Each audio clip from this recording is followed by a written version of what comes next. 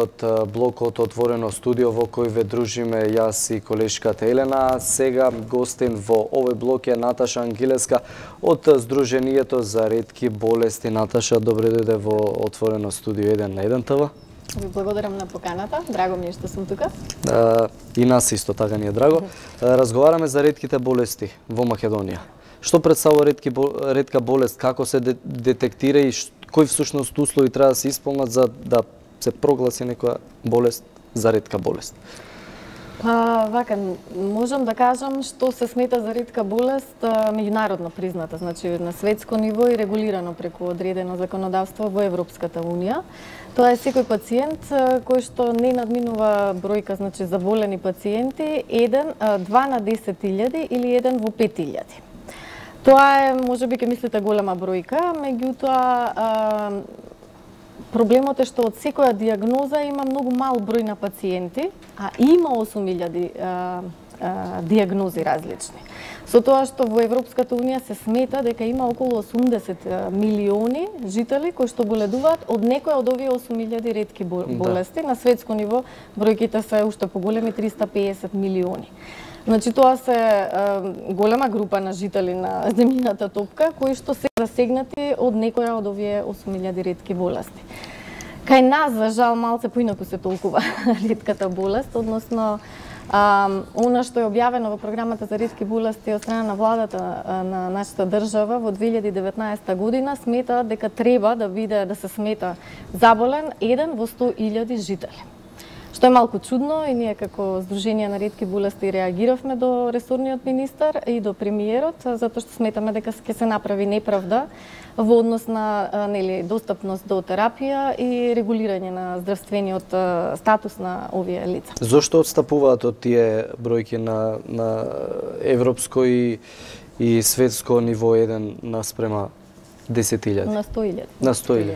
Па видете, јас мислам дека оправданието кое што сакаат да го земат во предвид е затоа што сепак има ограничени ресурси да се обезбедат терапија за сите пациенти кои што се заболени од ретки болести, бидејќи во нашата држава пациент со ретка болест не е регулиран во Законот за здравствена заштита.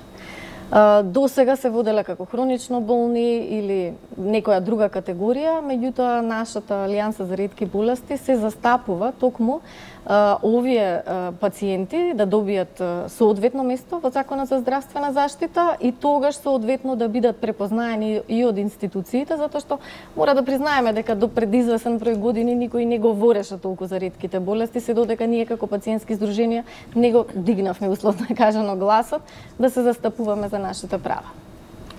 Еве, јас би сакала исто да го поставам прашање во однос на тоа, на ретките болести, кого најмногу ги погодуваат? Дали повозрастните, помладите? Па видете, нема некое правило кого го погодува, меѓутоа заради тоа што најчесто се откриваат на возраст детска, се смета дека најголем број засегнати пациенти се на детска возраст и за жал некои од овие ретки болести имаат високи стапки на морбилитет и затоа значи во повозрастна возраст веќе и нема толков број на пациенти, па се смета дека најзасегната група за жал се децата. Што правиме со терапијата во Македонија за луѓето кои што се заболени од ретки болести? Периодов, па и години наназад, тоа е тема која што постојано се провлекува низ јавноста. Терапијата за ретките болести има лекарства, нема лекарства, се набавуваат, па не се набавуваат. Па да ви кажам, баш така како што опишувате, така и се случува. Значи, пак ќе напоменам дека ретките болести се непознати глобално и во многу поразвиени земји. Меѓутоа, за среќа имаат поразвиени здравствени системи кои што ги регулираат прашањата на маргинализираните групи, па добивале пристап до терапија. Во нашата држава, за жал, тоа не е случај. Така што од 2009 година, кога за прв пат во Македонија се усвои национална програма за лекување на ретки болести, се спомна тој термин и се обезбедија скромни средства. Значи, јас можам да ви кажам еве и некои бројки кои што ги извадив од историски, нели како сме ги собирале податоците. Првиот буџет за ретки болести бил 27 милиони и 800 илјади денари или околу 450.000 евра и се лекува само 3 пациенти. Ако сега говориме, значи од оваа перспектива за после 10 години во 2019 година, буџетот е веќе околу 6.200.000 евра, што е значително зголемување, значи огромен скок имаме во таа насока. И се лекуваат повеќе од 150 пациенти кои што се регистрирани во регистарот на ретки болести, за кои што постои терапија која што може да се набави.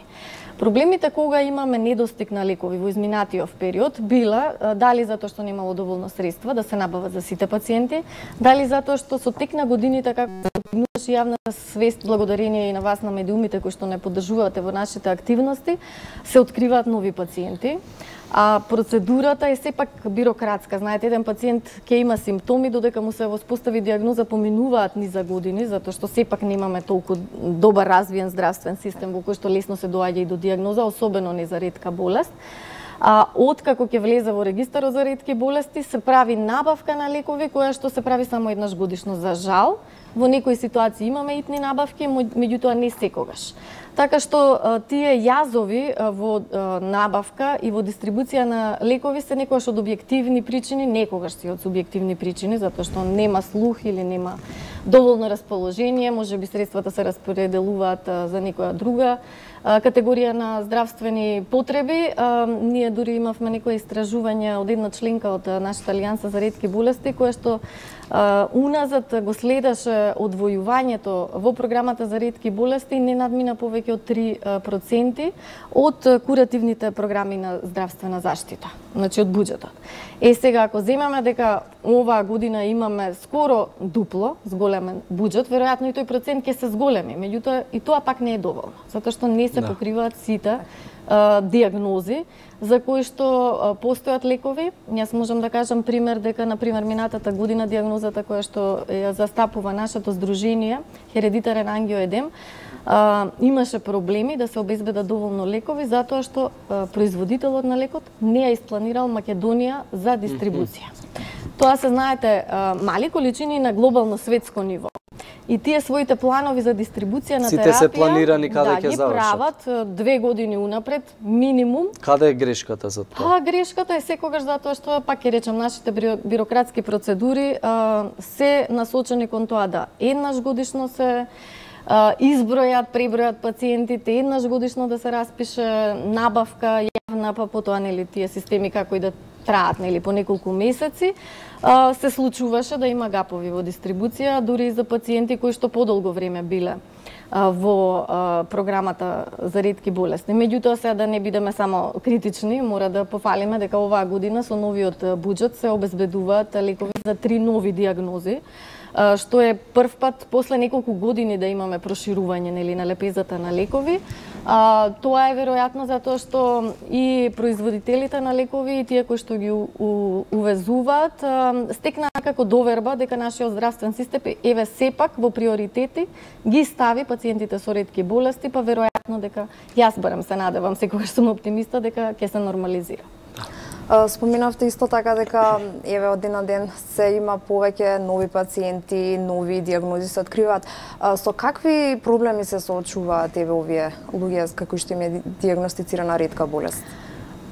Прво да се дојде до диагноза е првиот проблем. Тоа е навистина мачен процес. Јас можам да кажам за моето дете дека тој процес траеше повеќе од 5 години. Значи кога немате, особено кога немате фамилиарна анамнеза, значи немате историски гледано таков проблем, а најчесто всушност ретките болести се од генетска природа, меѓутоа има и такви кои што се прв пат со мутација на гени и слично. Така што диагностицирањето е првиот чекор на кој што мора да се обрне многу внимание. И да имаме нели доктори кои што се изврсно обучени и професионалци во својата работа, често се соочуваме и со проблем во немањето различни реагенси. За да се изведе некој диагностички процес, за да се дојде до правата диагноза, па се праќаат по странство, па тоа треба некој да го покрие, најчесто пациентите приватно го покриваат. Тоа е тоа. Второто е ова што веќе го споменав, значи надминувањето на периоди кога нема терапии, Па има терапии, па не знаете дали ќе бидат континуирано достапни, па пациентите живеат едноставно во грч и во страв. А се разбира, да, несигурност е голема, затоа што реално се соочуваат нели со нефункционалност. Доколку немате терапија не можете да функционирате. Така, да. А за некои ретки болести, да бидеме искрени, не ни постојат откриени терапии, така што тоа е уште по неизвестна состојба, со која што верувајте никој не би сакал да се соочи, меѓутоа за жал и тие се дел од нашето општество и мора да се грижиме. Ако ништо друго еве да им помогнеме од социјален аспект, да им помогнеме да функционираат. Има диагнози кај кои што нели има и попреченост во функционирањето, па им требаат персонални асистенти или им требаат одредени ортопедски помагала и слично, значи здравствениот и социјалниот аспект се испреплетуваат. Го споменавте регистарот на лица Да. со ретки болести, споменавте дека преку 100 од нив се лекуваат, но дали имате конкретна бројка за тоа колку жители на Македонија имаат една од тие ретки болести? Па за жал не постои истражување кое што би го направила нели државата, претпоставувам, затоа што се најповикани да водат грижа нели за своите жители, во кое што ќе се идентификува колку се видови на ретки болести постојат и колку лица се засегнати. Она што постои и податоци до кои што ние доаѓаме се дека околу или над 450 пациенти се веќе регистрирани, значи со потврдена диагноза. Меѓутоа за со колку ретки болести? Па околу 20 на различни диагнози. Меѓутоа ние ги немаме точните податоци како Сдружение на пациенти, ние може да кажуваме за одредена група диагнози за кои што нели имаме наши членови, не за сите. Сепак тие податоци ги има Комисијата за ретки болести, која што е надлежна да ги разгледува сите пристигнати барања за да се влезе во регистарот и се разбира Министерството за здравство кое што е одговорно за имплементирање на програмата за ретки болести. Како ви оди комуникацијата со Комисијата за ретки болести? Па, ние директна комуникација со членовите на Комисијата за ретки болести не сме имале, освен еднаш на покана на министерот, кога не повика на средба. Тоа беше, мислам, минатата година, кога беше назначена и новата структура на таа комисија, која што е составена претежно од доктори експерти кои што третираат некоја од овие ретки болести кои што се во регистарот, на која што ние изнесовме што се нашите барања и очекувања, меѓутоа немаме дневна комуникација. Меѓутоа во Министерството за здравство постои единица во која што две господи вработени во Министерството за здравство имаат обврска и комуницираат со нас како пациенти. Доставуваме дописи кога има нели некој застој или некоја потреба и потоа тие ја пренесуваат таа информација до комисијата. Можам да кажам дека комуникацијата е подобрена. Може би се должи на овие две фини, доктор Марија и доктор Сузана, морам да ги поздравам, кои што се трудат максимално да нели да одговорат на секој наш повик, иако не е лесна работата, бидејќи навистина има итни ситуации кога мора да се одговори, ама има и не толку итни ситуации на кои што они сепак љубезно одговараат. Не знаеме нели пак ќе речам дали тоа се должи на тоа што и волјата на министерот и нешто што он го истакна кога ја превзема функцијата министер за здравство минатата година, најави дека еден од приоритетите е програмата за ретки болести и пациентите за ретки болести и сметаме дека тоа беше за нас многу значаен чекор за да се створи една атмосфера на која што ние можеме да се ослониме и да се чувствуваме послободни дека можеби некој навистина го слуша нашиот глас. Да. Како еве прв пат реагираат лицата кога ќе слушнат дека еве вие сте лице кое што имате ретка болест? Па вака, јас сум мајка, родител, немам ретка болест, да, мојот син има ретка болест. Па зависи нели од кое заболување страдате, да така да го употребам тој збор. Например, кај мојот син не е видлива болеста. Значи тој функционира нормално, изгледа нормално, не може да препознаете дека нешто му недостига, освен во случај кога има напад. Сега тешко е да објасните, например, во училиште, зошто има толку изостаноци, па зошто, нели, му се случува толку често да не доаѓа, особено кај нас хередитарниот ангиоедем реагира на стрес, а за ученик може да препознаете кога има стресни периоди, кога се испитувања, тестови и слично, и баш тогаш мојот син не може да оди во училиште. И тоа е еден процес во кој што вие сепак како родител сте должни, имате обврска и веројатно и желба да го објасните целиот тој процес. Не оди лесно, затоа што пак ќе речам, значи не секој е должен да знае па што се проблеми постојат во нашето општество, особено некој што не се соочил. Има недоверба помеѓу родител, школска администрација и слично, затоа ни треба некоја комуникација да воспоставиме и со Министерството за образование, и тоа е нешто што ни е зацртано во следниот период. Не знаеме, не сме пробале до сега да видиме дали има некаква можност таму да се регулира ова, затоа што еве на пример мојот син имаше повеќе од 250 изостаноци во минатата година, што него му оневозможува редовно да ја заврши школската година. Сепак училиштето беше тоа што излезе во пресред и му овозможи. Меѓутоа тоа не значи дека во друго училиште исто така ќе бидат расположени, и сакаме да видиме некоја рамка на регулирање. Да. Споменавте дека не секогаш постои доверба од страна на училиштата, институциите. Зарем наставниците не можат да го сватат тоа, или директорот на училиштето, или класниот раководител? Колку образовниот систем е подготвен за учениците, децата кои што имаат ретки болести? Па јас ќе ви кажам, за разлика од европските земји, нашиот систем не е подготвен, затоа што сепак наставниот кадар е таму за некоја друга дејност, а во нашите училишта за жал немаме ние медицинска поддршка. Значи, јас од искуството што го имам во европските држави, знам дека во училиштата или во близината на училиштето има медицинска установа која што е должна, нели, да биде информирана во случај на итност, да има потреба да интервенира. Кај нас се сведува на тоа да постои мојот телефонски број и да ме повикаат мене како родител, а не училиштето да повика служба, например, за итна помош.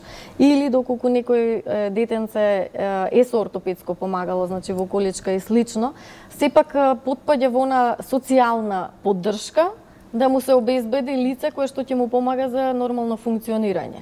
Од оваа година добро имаше напредок и во таа насока, затоа што обезбедуваат лични асистенти, меѓутоа мислам дека ако одите со диагноза ретка болест, тоа нема да ве следува, туку ќе ве следува затоа што сте неподвижно или имате проблем во друга сфера. Значи, треба законски измени во однос на... Затоа инсистираме да имаме законски решенија, зашто само така ќе успееме да бидеме правно регулирани. Затоа што до сега, пак ќе повторам, значи, ние сме невидливи пред законите, невидливи сме пред Уставот на Република Македонија, иако таму нели се вика дека сите граѓани имаат право на здравствена заштита, меѓутоа кога ќе се соочите со тоа да нема терапија или да не добиете соодветна медицинска грижа, немате основа на која што ќе базирате вашата жалба или поплака. Затоа на вас е да го кренете гласот што повеќе, за да слушне и општеството и надлежните институции. Оваа година ние имавме среќа да добиеме грант кој што е во рамките на помошта што ја доделува Европската унија.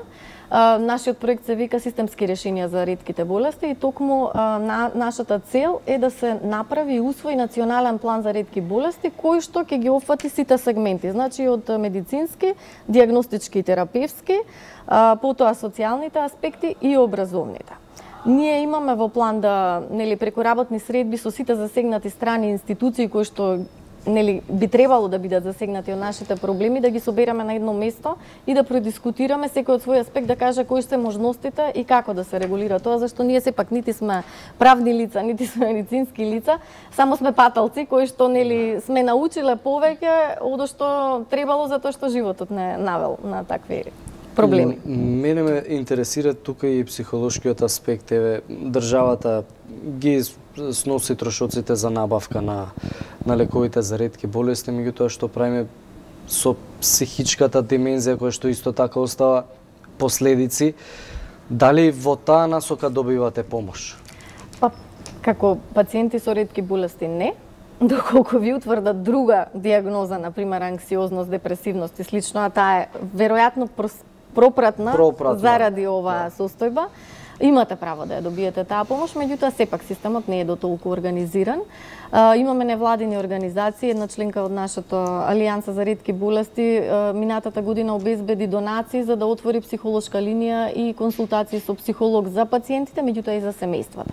затоа што не само Не само пациентот, пациентите, туку и целото семејство, семејство, не тесното семејство. Те тоа што пати и тоа што нели мора да ја оди оваа борба, јас на пример губам многу часови од работа за да можам да се справам со сите лавиринти низ кои што морам да поминам за да моето дете ја добие и дијагнозата и терапијата и поддршката која што му е потребна. Да.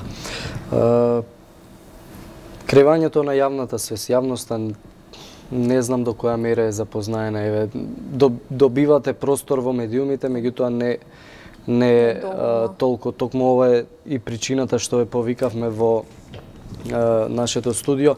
Мене ме интересира и за донациите.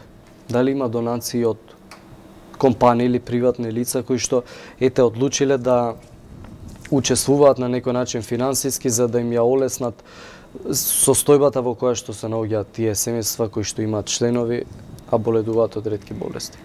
Па ако одговорам на првото прашање во врска со јавната свест, значи многу помогна тоа што навистина одлучивме пред 5 години да поединечни здруженија кои што третираа една или повеќе дијагнози се здружиме во Алијанса за ретки болести. На тој начин нашиот глас стана помасовен и погласни бевме во нашите барања, затоа што заеднички ни се всушност барањата за дијагноза, за терапија и за поддршка. Тоа еве ни овозможи оваа година да го добиеме овој грант, на кој што сепак ги поминавме сите процедури како што ги поминува секоја невладина организација, значи по тие правила одиме. Секако има и добронамерни донатори, приватни или големи компании, кои што не би ги спомнувала сега за да не погрешам, да не ги спомнам сите. Меѓутоа, многу ни е важно тоа што обичниот народ, обичните луѓе ја препозна нашата мака и сакаат да помогнат. Значи, еве, не знам дали е умесно, меѓутоа ќе го спомнам Марко од Охрид, малиот маратонец кој што минатата година го преплива Охридското езеро оваа година на доделување на награда за него, добија аплаузи и го разви нашиот панел каде што пишува покажи ја својата реткост, покажи дека се грижиш и кажа, си даде ветување и на себе и на јавноста дека следниот подвиг спортски ќе му биде за децата со ретки болести. И тоа наидува на едно огромно поддршка и задоволство во нас, затоа што ние не го побаравме тоа од него. Да. Тој сам се сети, затоа што добро и детето има одредена дијагноза, знае колку е важно некој друг да те поддржува. И тоа е она што ни помага и тоа е она што сакаме да го постигнеме и тоа не само за денот на ретки болести. Сепак еве за 2 дена е ден на ретки болести. Тоа беше наредното прашање кој што сакав да го поставам. Како вие како организација ќе го одбележите денот? Па, ние оваа година не го одбележуваме само денот, туку целиот месец, всушност затоа што и така сакаме да се свати дека треба секој ден нормално да биде посветен на оние што имаат потреба од поддршка. Меѓутоа месец февруари е и одбран да биде како месец и ден за ретки болести затоа што е специфичен и е редок. Значи единствен месец кој што има 28 дена или на секој 4 години. Да, постои символика таму. Оваа година на иницијатива на наша членка Гордана Лолевска од Охрид имаше едукативна кампања која што се уште трае, почна од 1 февруари и ќе трае до 28 со објавување на нова дијагноза секој ден преку социјалните медиуми, преку електронски медиуми и печатени медиуми. Она што за самиот ден на ретки болести го планираме е пресконференција со одговорното министерство, значи да чуеме што е она што тие го планираат, го постигнале и го планираат за следниот период. Она што јас сакам да го истакнам затоа што ми е многу подраго е што ние на 2 март, затоа што е сабота, така се погоди, нели, ќе организираме работилници за деца кои што не се со ретка болест, има и меѓу нив и со ретки болести, меѓутоа едукативно на лесен начин да ги запознаеме со реткоста. Значи таму ќе дојде ќе не дружи Вој од зоолошката градина и ќе им зборува за ретките животни, па таа тема ќе ја поврзиме и со ретките луѓе на кои што им треба поддршка и заштита. Еве јас преку социјалните медиуми споделувам одредени пораки, па вечерва ќе ја споделам пораката дека ако може рисот како ретко животно да биде заштитено со закон, зошто да не бидеме и ние заштитени во законската регулатива. Наташа, имаме гледач на линија кој што сака да постави прашање. Повелете доколку се слушаме.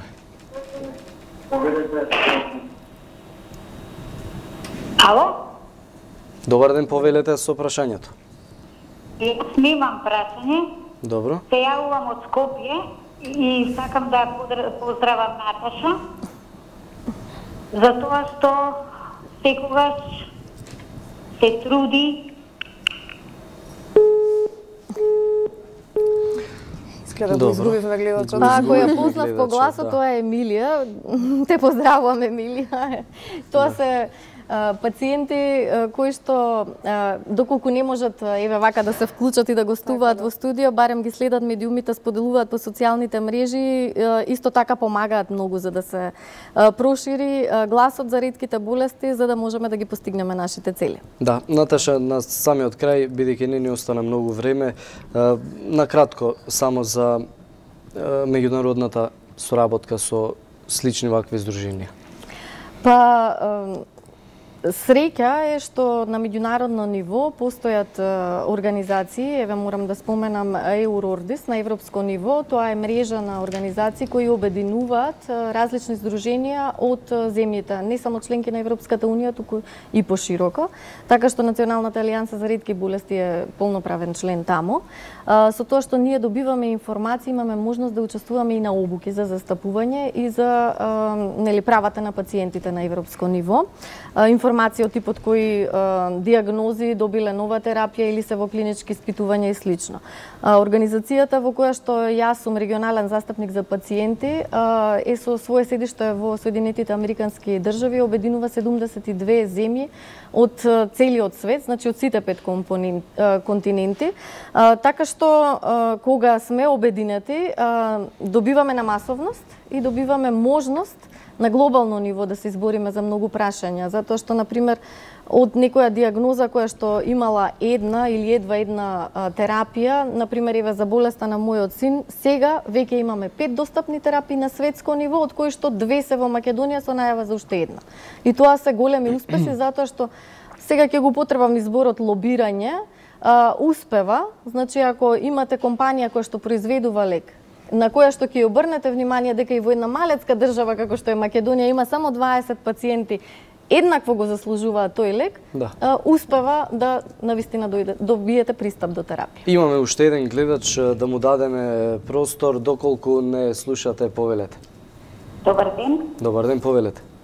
Јас сум Емилија, се јавувам од Скопје. Ало? Добро, ве слушаме, повелете, да. Сакам да ја поздравам Наташа, затоа што таа е една од главните во нашето здружение за на ХАЕ пациенти. Тука се разбира Верче, Наташа и многу други. И ние сме многу радосни, затоа што имаме една наследна болест, меѓутоа доскоро и немаше лек.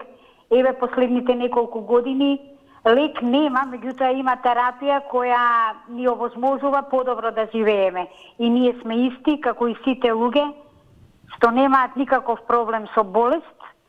Сакам да ја поздравам многу и да го поздравам незиниот син, а воедно да ја поздравам и нашата докторка, доктор Весна Гривчева, Пановска, која дава максимални напори да го имаме лекот за една ретка болест која се вика ХАЕ. Ги поздравувам сите од здруженијето. А ви благодарам на вас зашто ја поканивте да биде гостин во студиото. Пријатно. Ви благодариме што се јавивте. Истата гледачка од Предска. Да. Јас само еве ме потсети Емилија, благодарам Емилија, да споменам дека докторите се многу важна алка. Значи докторката Гривчева Пановска што ја спомена Емилија, оваа година всушност доби награда на европско ниво за истражување токму за хередитарен ангиоедем, затоа што откри 4 нови мутации на генот кои што ја предизвикуваат болеста.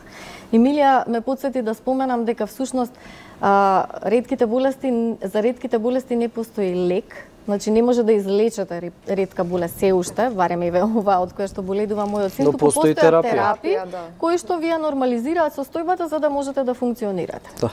Наташа, ви благодариме за гостувањето, се надеваме дека вашите зборови ќе стигнат до сите надлежни институции, но и до компаниите кои што би требало посериозно да се вклучат во целиот овој процес, финансиски се разбира, а ние време е тука да се одјавиме. Така е, тука завршува третиот блок отворено студио 1. Следува возење со Вучича, ние се гледаме повторно во четврток.